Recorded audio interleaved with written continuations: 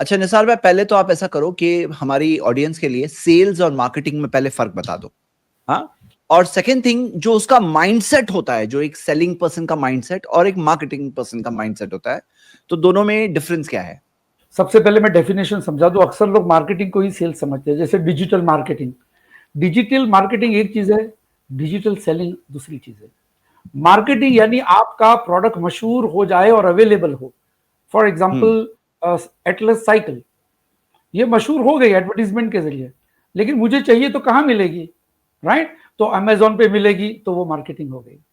उसके बाद जब उस चीज का मैं पैसा दूंगा तो वो सेल्स हुआ। बगैर पैसे का सेल्स नहीं होता, खाली प्रेजेंटेशन होता है या मार्केटिंग होती है या एडवर्टीजमेंट होती है। जब पैसा दिया, माल खरीदा, तो सेल्स हुआ। तो ये फर्क है सेलिंग और मार्केटिंग में। डिजिटल में भी वही बात आती है, लोग आके अपने प्रोडक्ट दिखाते हैं, एडवर्टाइज होती है टीवी पर। आप देखते हो कि रील्स में आजकल बहुत लोग आए हुए हैं, और मुझे तो बहुत अच्छा लगता है जब इनको देखता हूं मैं सेलिंग करते हुए, कॉमेडियन आर्टिस्ट और ये सब। तो ये भी हम डिस्कस करेंगे। लेकिन मार्केटिंग, डिजिटल मार्केटिंग में फर्क है। लोग डिजिटल मार्केटिंग में बहुत धमाके से जाते हैं, लेकिन डिजिटल सेलिंग में नहीं जाते हैं। डिजिटल सेलिंग में जाना चाहिए, क्योंकि पैसा वहां है। डिजिटल मार्केटिंग में आपका प्रोडक्ट मशहूर हो जाएगा, लाइक्स मिलेगी, फॉलोअर्स मिलेंगे, लेकिन खरीदने वाला किधर है?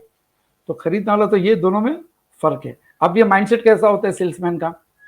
सेल्समैन का माइंडसेट एम्प्लॉयर के माइंडसेट से अलग होता है, और एम्प्लॉई के माइंडसेट से भी अलग होते हैं। प्रोफेशन में 3 किस्म के माइंडसेट मिलते हैं, एम्प्लॉयर्स माइंडसेट, सेल्समैन्स माइंडसेट, और होता है एम्प्लॉइज माइंडसेट। नौकर का माइंडसेट, वो कहीं भी जाएगा सैलरी का ही बात करेगा। अब देखिए, जो एम्प्लॉय जो रहते हैं, ये अक्सर इनके कन्वर्सेशन में फलानी कंपनी में इतना सैलरी है, हमारे ऑफिस में सबसे ज्यादा सैलरी, उसकी their conversation, their job search is everything, they depend upon salaries. और जो एम्प्लॉयर होता है, एम्प्लॉयर, उसका जो माइंडसेट होता है, वो हमेशा नए नए बिजनेस ढूंढने के तरीके से होता है। यहाँ पे कौन सा बिजनेस चलेगा, ये कुरला में कौन सा चलेगा, ये झुपड़पट्टी में कौन सा बिजनेस चल सकता है। He keeps on searching for business. वो मैयत में भी मिलेगा तो किसी से बात करेगा, आप क्या करते हो। He wants to know if there is some customer, है ना।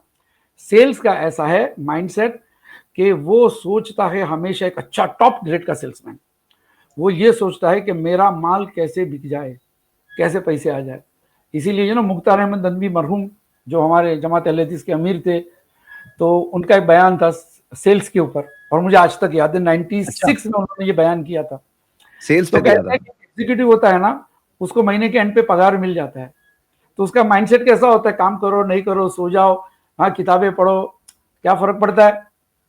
तो उसको सैलरी मिल जाती है। लेकिन एक फुटपाथ पे केला बेचता है, टमाटर बेचता है, वो सेल्समैन जो है, उसका माइंडसेट कैसा होता है? अल्लाह गिराक भेज दे, नहीं तो शाम तक ये भाजी सड़ जाएगी, मेरे बच्चे क्या खाएंगे, मुझे पैसा चुकाना है भाजी का। तो वो कॉन्स्टेंटली उसका तवक्कल तौहीद के ऊपर रहता है कि अल्लाह तेरी मदद आवे, अल्लाह तेरी मदद आवे। तो कोई भी गिराक आता है, उसे जाने नहीं देता है। ये उसका माइंडसेट है। आप कोई भी दुकान में चले जाइए, चाहे स्टॉल पे, फैशन स्ट्रीट के, या खाने के, या भाजी तरकारी के, आपको पता चलेगा कि वो सेल्समैन आपको जाने नहीं देता है। क्यों? वो हर बात करने वाले के जहन में और सबके पास वो अपना ग्राहक तलाश करता है कि कोई खरीदे मेरा माल। आइडियाज, इन्वेस्टर्स की जो तलाश करते हैं प्रोजेक्ट्स लेकर, जैसे स्टार्टअप्स कहते हैं हम, उसमें भी माइंडसेट अगर सेल्समैन का हुआ तो इन्वेस्टर जल्दी मिल जाता है। वो सोचता है, बात करता है, आप क्या करते हो, आपको इन्वेस्टमेंट करने का एक अच्छा सा स्कोप है, बहुत अच्छा है, तो आप अगर चाहे तो मैं कुछ आपका प्रोजेक्ट दिखा दूं, बहुत अच्छा है। इस तरह से he keeps on searching for clients. So this is the mindset of A salesman. सोचते रहता है, ग्राहक सोचते रहता है।